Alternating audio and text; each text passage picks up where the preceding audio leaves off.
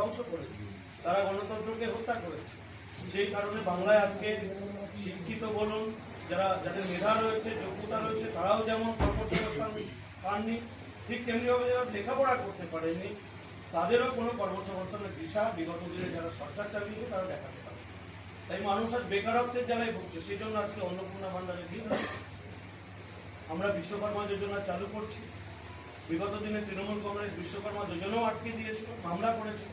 আমাদের সরকার এসে বিশ্বকর্মা যোজনার সঙ্গে বাংলার মানুষকে আমরা যুক্ত করতে পারি। এই বিশ্বকর্মা যোজনা চালু হলে বাংলার অসংখ্য বেকার ভাই বোনদের কর্মসংস্থান হবে। এরপরে ছোট শিল্প, মাঝারি শিল্প আসবে।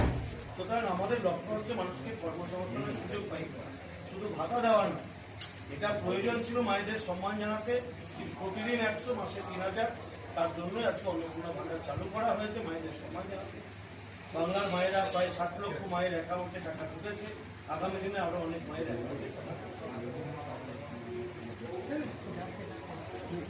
মিডিয়া দাদারা বাকি যারা আছেন এখানে প্রশাসনিক কার্যকর্তা অফিসাররা ছাড়া বাকিরা বাইরে যাবেন।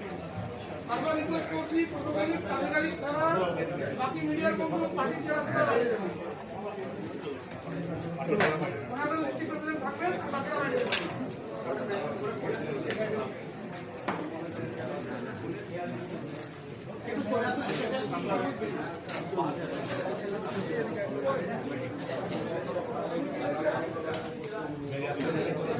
मेरे